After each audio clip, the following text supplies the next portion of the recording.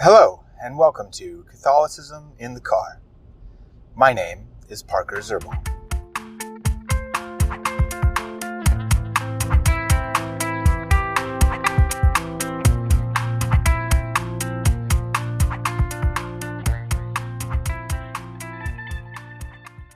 Today, I want to talk a little bit about suffering and why I think the Catholic and also the Orthodox teaching of redemptive suffering is not only something that other non-Catholic or Orthodox Christians can get on board with, but also why I think it's a decent argument for Christianity in general. So first off, what is redemptive suffering? Well, it stems from the suffering that Jesus endured for us on the cross. And, throughout his entire passion, and, to a certain extent throughout his life, anytime he suffered, that would be, added to the pool, you could say, added to the pool of the sufferings that God did not need to take on, but he did because of the incarnation.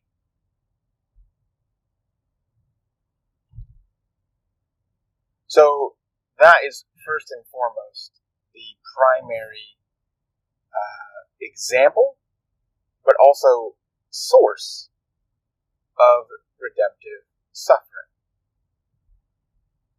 I think that people's fleeing from suffering, particularly in our modern day, our contemporary culture, I think that fleeing breeds so many of the ills of the culture of death. Why is it that people want abortions? Well, they want to flee the suffering, the emotional and the physical suffering that can come with rearing a child. The financial suffering, they want to flee that can come with rearing a child. The emotional suffering of if they're in a non-wedded relationship and they're embarrassed, they don't want to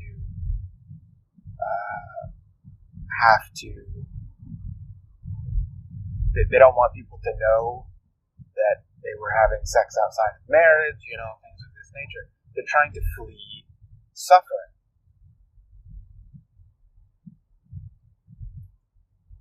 Why do people seek greed?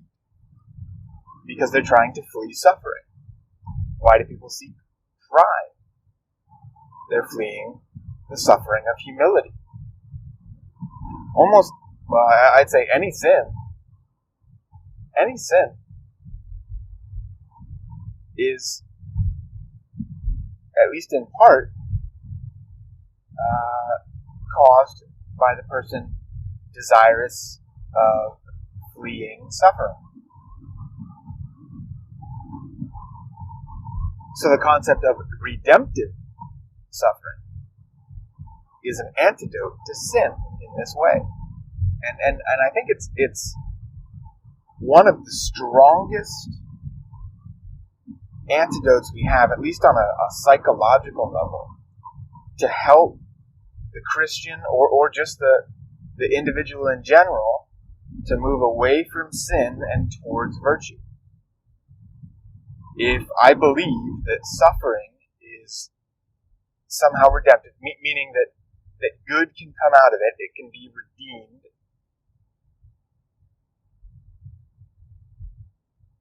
if I believe that good can come out of suffering,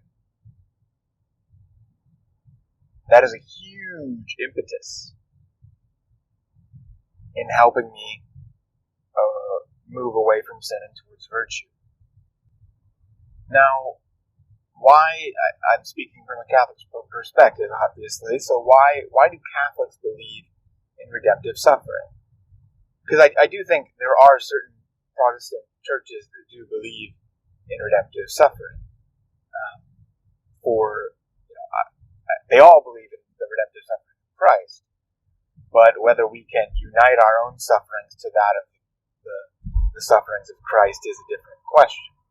Now, I'm pretty sure that Lutherans would agree with this, and I would guess Methodists and Anglicans would as well, or at least Anglo-Catholics. I'm not sure about your normal everyday Anglican anymore.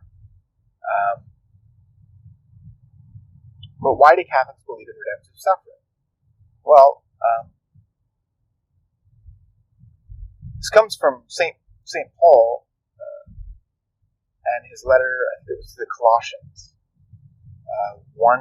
chapter 1, verse 29, if my memory serves me right, where St. Paul says, I fill up what is lacking in the sufferings of Christ. Now, that makes a lot of people scratch their head. What could be lacking in the sufferings of Christ? Christ is God.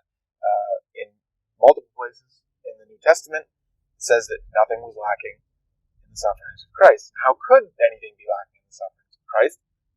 He was God. Well, I think really the only orthodox solution to that question, the only one that even philosophically makes sense, is that what fills up what is lacking in the sufferings of Christ are my own sufferings. We are meant to image Christ in the world. And what greater way to do that than to image his passion and death so that later on we can image his resurrection. And this idea is found throughout the church fathers. Throughout them. I've heard certain Baptist preachers lately really invoking this concept of redemptive suffering because of how they've found it in the church fathers. I'm thinking of Dr. Gavin Ortlund in particular. I've talked about him before. He's a real he's an amazing man, I have to say.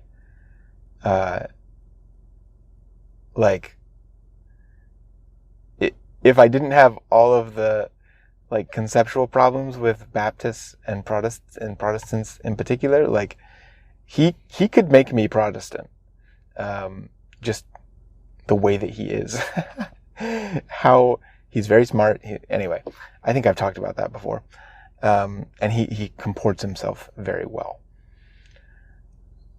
I'm not saying that's going to happen, but there have been two main people in my life who I would say could make me Protestant, and it was a mentor I had in high school. We led a non-denominational small group, and he was the leader of it. He was the father of a girl that was in my class, and he was just and still is an incredibly attractive Christian man, very authentic, and just very loving, and helped me in so many ways. And I know a lot of other young men my age as well. So, when I think about people who have really affected me from that level, it would definitely be him. And then, more recently, Dr. Gavin Ortlund's videos on YouTube have really just softened my heart towards my Protestant brothers and sisters. Not that I was ever hardened, I would say. I mean, I hope I wasn't. But just that it has let me see Protestantism with the best of Protestantism, and particularly Baptists and like evangelicals. Because a lot of on the ground work, at least a lot of evangelicals that I've met, haven't been able to, show me the best of what Protestantism and evangelicalism in particular have to offer. And I'm not faulting them for that. You can talk to the vast majority of Catholics on the ground, and they're not going to be able to offer you the best that Catholicism has to offer. So that's not a big deal. But I'd never heard the really good arguments for Protestantism, the really good arguments for the Baptist denomination and evangelicalism. And it's really opened my mind and softened my heart. Now, I'm still a very convicted Catholic. I can't really get past things like sola scriptura and, the way that Protestants understand free will in a lot of senses, and the way that Protestants understand like freedom in a lot of ways. That those are hang-ups for me. But yeah, anyway, that was all a long tangent to say that I know that there are Protestants who do believe in redemptive suffering. So I'm not trying to like lump them all into this corner or something. But I would ask those who don't, I would ask them to consider the doctrine. Not just based upon Scripture, because as we all know, you can get a vast variety of interpretations from the Scriptures. But look at the Church's history. Look at the Church Fathers. Look at the way that the Church has believed things throughout the centuries. Not for the sake of quote-unquote tradition, just doing it for what we've always done, but for what has been passed down as those clarifications, the teaching that has been passed down consistently throughout the Church's life. And I think that this doctrine, this concept of redemptive suffering, is incredibly helpful for people's psychology as they're trying to overcome sin and move towards virtue. Because if you can know that, well, gosh, these sufferings I'm going through because of the desires of the flesh, or the desires for money, or the desire for power.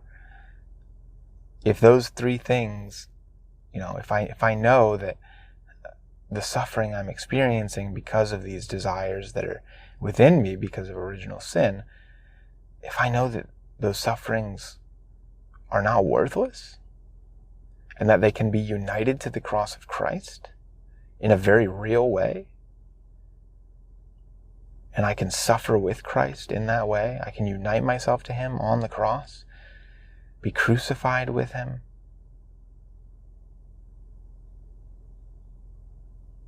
it's a massive help in the Christian life and in the life of virtue in general. I think next time I want to talk about why, from a secularist perspective, seeing suffering as redemptive can be helpful. So, all right, thank you.